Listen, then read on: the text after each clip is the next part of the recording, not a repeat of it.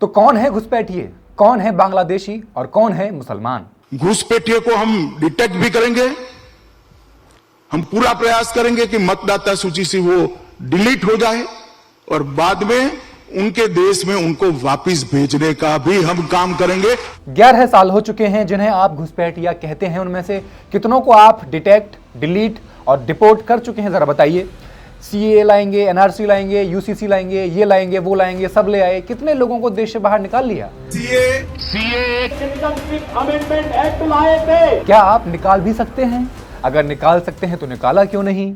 अब चूंकि निकाल नहीं पाए तो यह मान लिया जाना चाहिए कि आप निकाल नहीं सकते। ये देश संविधान से चलता है। तो फिर आपने भाषणों में आप बार बार घुसपैठियों को बाहर करने की बात क्यों करते हैं? क्या कारण है? बाकी घुसपैठिए कौन है? बांग्लादेशी घुसपैठिए आ गए हैं कि नहीं?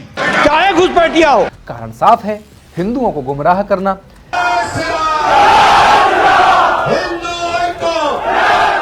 पहले उनके अंदर कथित घुसपैठियों के लिए नफरत पैदा करना, यह बात उनके दिमाग में डाल देना कि आपका सबसे बड़ा दुश्मन एक समुदाय विशेष है और फिर उसी समुदाय विशेष को देश से बाहर करने के नाम पर वोट ले लेना। इससे ज्यादा राजनीति का कौशल आपके पास है नहीं। यही आपकी राजनीति है, इसी एक ध्येय के इर्द गिर्द घूमती रहती है। अब बिहार का इलेक्शन है तो हर जगह आपको घुसपैठिया सुनने को मिलेगा। तो भाई सवाल यह है कि आखिर ये घुसपैठिया है कौन? क्या ये देश का हर मुसलमान है, या बांग्लादेश से आने वाले मुसलमान हैं, या फिर रोहिंग्या हैं? कौन है? इनका इतिहास क्या है? इन सारी बातों को बड़ी डिटेल्स के साथ, फैक्ट्स एंड फिगर्स के इस एपिसोड में आई विल एक्सप्लेन। नमस्कार, मैं हेमंत और आप मॉलिटिक्स देख रहे हैं। करीब एक दशक पहले की बात है। बिहार के किशनगंज जिले में एक सरकारी स्कूल में मुख्तार आलम नाम का एक लड़का पढ़ता था। किशनगंज बिहार का एकमात्र मुस्लिम बहुल इलाका है। मुख्तार के कई दोस्त थे जो हिंदू थे। उनमें एक तो उनका सबसे करीबी था। दोनों साथ में पढ़ाई करते, खेलते, कूदते, स्कूल के प्रोजेक्ट्स बनाते। जब कभी साथ खाना होता तो मुख्तार मांसाहार से परहेज करता ताकि उसके शाकाहारी दोस्त को कोई असहजता महसूस ना हो। लेकिन 2 साल पहले हुई एक घटना ने उनकी दोस्ती में ऐसी दरार डाल दी जो आज तक भर नहीं पाई।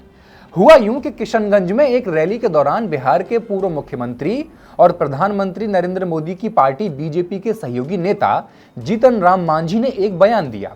शेर शाहबादी मुसलमान बांग्लादेश से आए घुसपैठिए हैं। जीतन राम मांझी जो अनुसूचित जनजाति से आते हैं, एक सवर्ण का ठप्पा लगी हुई पार्टी के साथ गठबंधन करके अल्पसंख्यकों के बारे में जब ऐसा बोल रहे थे तो लग रहा था कि कांशीराम की चमचा युग वाली थ्योरी काफी सटीक और सार्थक आज भी है, रहेगी भी। मुख्तार आलम कहते हैं, हमें मांझी के बयान के बाद से डर लगने लगा है। उन्होंने फेसबुक पर उस बयान की निंदा कर दी और कुछ ही मिनटों में नीचे एक कमेंट आया, तुम लोग तो बांग्लादेशी घुसपैठिए हो। वो कमेंट उनके सबसे करीबी दोस्त का था। आलम उसी गांव में एक प्राथमिक स्कूल चलाते हैं। वो कहते हैं, उस एक कमेंट ने हमारे बीच दीवार खड़ी कर दी। भरोसा टूट गया, भाईचारा, दोस्ती, सब कुछ खत्म हो गया। आलम बिहार के लगभग 13 लाख शेर शाहबादी मुसलमानों में से एक हैं। 2023 में राज्य सरकार द्वारा जारी की गई जातीय जनगणना में यह आंकड़ा सामने आया था। इनकी ज्यादातर आबादी किशनगंज और कटिहार जिलों में रहती है। अब जब बिहार, जो देश का तीसरा सबसे ज्यादा आबादी वाला राज्य है, एक अहम विधानसभा चुनाव की ओर बढ़ रहा है, तो यही जिले बीजेपी के अभियान का केंद्र बन गए हैं, जहां मुस्लिम ज्यादा हैं। यहां पार्टी बार बार एक ही बात दोहरा रही है, बांग्लादेशी घुसपैठिए। शेर शाहबादी नाम पुराने शेरशाहबाद इलाके से आया है, जो आज के पश्चिम बंगाल और आसपास के हिस्सों में फैला हुआ। कहा जाता है कि इस नाम की उत्पत्ति शेर शाह सूरी से हुई, वही अफगान शासक जिसने कभी मुगलों को हराकर 16वीं सदी में बिहार और बंगाल पर कुछ समय तक राज किया था, जिसमें आज का बांग्लादेश भी शामिल है। शेर शाहबादी मुसलमानों की भाषा कुछ अलग है। वे एक ऐसी बोली बोलते हैं जो बांग्ला तो है, लेकिन उसमें उर्दू और हिंदी के शब्द भी मिलते हैं। उन्हें अक्सर बढ़िया या भाटिया भी कहा जाता है।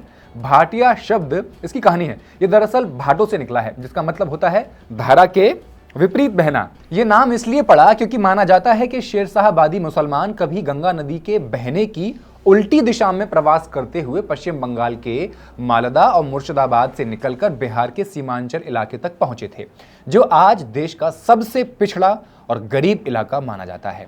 जब भारत ने 15 अगस्त को स्वतंत्रता दिवस मनाया था, प्रधानमंत्री नरेंद्र मोदी ने लाल किला नई दिल्ली से राष्ट्र को संबोधित करते हुए एक हाई पावर्ड डेमोग्राफी मिशन बनाने की घोषणा की थी। इसका उद्देश्य था देश में कथित घुसपैठियों की पहचान करना और उन्हें देश से बाहर निकाल देना। आज लाल किले की प्राचीर से कहना चाहता हूं, हमने एक हाई पावर्ड डेमोग्राफी मिशन शुरू करने का निर्णय किया है। मोदी जी ने कहा, कोई भी देश अपने आप को घुसपैठियों के हवाले नहीं करता, दुनिया का कोई राष्ट्र ऐसा नहीं करता, तो फिर हम भारत में क्यों करेंगे। अपना देश घुसपैठियों के हवाले नहीं कर सकता है, दुनिया का कोई देश नहीं कर सकता है, तो हम भारत को कैसे कर सकते हैं। अब उन्होंने ये क्लियर नहीं किया कि ये घुसपैठी हैं कौन, लेकिन हिंदू दक्षिणपंथी ग्रुप अक्सर बांग्लादेशी घुसपैठी शब्द का इस्तेमाल करते हैं। इसका मुख्य निशाना बांग्ला भाषी मुसलमान बन जाते हैं, खासकर बिहार, पश्चिम बंगाल और असम राज्यों में रहने वाले। असम में जहां 2016 से बीजेपी सत्ता में है, राज्य सरकार बांग्ला भाषी मुसलमानों को आउटसाइडर कहकर निशाना बना रही है और उन पर रीजनल स्टैटिस्टिक्स बदलने का आरोप लगा रही है। कह रही है कि इसकी जनसंख्या बढ़ रही है। असम में मुसलमानों की आबादी लगभग 1/3 है, जो किसी भी भारतीय स्टेट में सबसे ज्यादा है। सिर्फ नॉर्थ में इंडियन एडमिनिस्ट्रेड कश्मीर और अरब सागर में लक्षद्वीप में ही मुसलमानों का प्रतिशत असम से ज्यादा है। बिहार में मुसलमानों की संख्या लगभग 1 करोड़ 70 लाख है, जो बिहार की कुल आबादी यानी 10 करोड़ 40 लाख का लगभग 17% बनता है। जिधर मुसलमान जाएंगे सरकार बन जाएगी। इनमें से लगभग 28% मुसलमान सीमांचल क्षेत्र में रहते हैं। इस क्षेत्र में किशनगंज, कटिहार, अररिया और पूर्णिया जिले आते हैं। कटिहार, किशनगंज और पूर्णिया पश्चिम बंगाल से सटे हुए हैं। सीमांचल से बांग्लादेश की सीमा केवल कुछ किलोमीटर दूर है। यही ज्योग्राफी और सीमावर्ती स्थिति इस जगह को पॉलिटिकली और सोशली बेहद सेंसिटिव बना देती है। बीजेपी ने कभी भी बिहार में अकेले सरकार नहीं बनाई है। पिछले 20 सालों में ये स्टेट मुख्य रूप से किसी न किसी क्षेत्रीय पार्टी के साथ गठबंधन में रहा है। चुनाव नजदीक आते ही आलोचक आरोप लगाते हैं कि अब बीजेपी सीमांचल में बांग्लादेशी घुसपैठियों के मुद्दे का इस्तेमाल धार्मिक और भाषाई आधार पर वोट बैंक बनाने के लिए करेगा, और ऐसा कर रहा है। पीएम मोदी ने पिछले साल पूर्णिया में चुनाव प्रचार के दौरान कहा था, और इस साल भी उन्होंने बिहार के कई जिलों में पार्टी रैलियों में यही रुख दोहराया। आज सीमांचल और पूरे पूर्वी भारत में एक बड़ा जनसांख्यिकीय संकट घुसपैठियों की वजह से पैदा हो गया है। हम हर एक घुसपैठिए को बाहर फेंकेंगे। यह अभियान भारत के अन्य हिस्सों में भी पहले ही शुरू हो चुका है। जिन स्टेट्स में बीजेपी की सरकार है, वहां के अधिकारी कथित तौर पर अवैध बांग्लादेशी नागरिकों के खिलाफ कार्रवाई कर रहे हैं। असम, गुजरात, महाराष्ट्र और नई दिल्ली से सैकड़ों बांग्ला बोलने वाले लोग देश से निकाले जा चुके हैं, जबकि उनमें से अधिकांश के पास वैलिड इंडियन सिटीजनशिप भी था, डॉक्यूमेंट्स थे। हद तो तब होती है जब बीजेपी की असम यूनिट सोशल मीडिया पर AI जनरेटेड वीडियो पोस्ट करती है, जिसका टाइटल था असम विदाउट बीजेपी। केवल 30 सेकंड के इस क्लिप में दावा किया गया कि राज्य में मुस्लिम आबादी जल्द ही 90% हो जाएगी और वे सभी पब्लिक प्लेसेस पर चाय बागानों, हवाई अड्डों, स्टेडियम्स पर कब्जा कर लेंगे।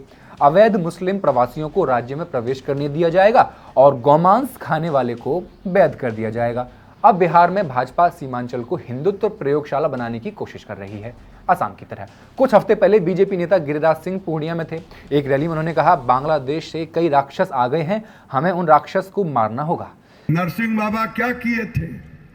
राक्षस का पेटे चीर दिए थे। गिरिराज सिंह ने किशनगंज की रैली में भी कहा था, अगर ये बाडिया यानी शेर साहबादी, घुसपैठिए और मुसलमान हमें एक थप्पड़ मारें तो हम 1000 थप्पड़ मार के आएंगे। और भीड़ ने उनके इस वक्तव्य पर तालियों की बौछार कर दी थी। लेकिन क्या आज भाजपा का घुसपैठिया भाषणबाजी करना बिहार में उसको फायदा दिला पाएगा? बीजेपी ने 2024 के झारखंड विधानसभा चुनाव में भी घुसपैठिया वाला ये मुद्दा उठाया था, पर वो काम नहीं आया। वही हाल बिहार में भी होगा, क्योंकि सीमांचल में कोई बांग्लादेशी इन्फिल्ट्रेशन है ही नहीं, होती ही नहीं। और होगा भी कैसे? सीमांचल बांग्लादेश से कोई सीधा बॉर्डर शेयर करता ही नहीं है। अब आपको बताते हैं कि आखिर शेरशाहबादियों को बांग्लादेशी घुसपैठिया बताने की शुरुआत हुई कहां से थी। यह काम सबसे पहले 1970 के दशक के अंत में असम में शुरू हुआ था।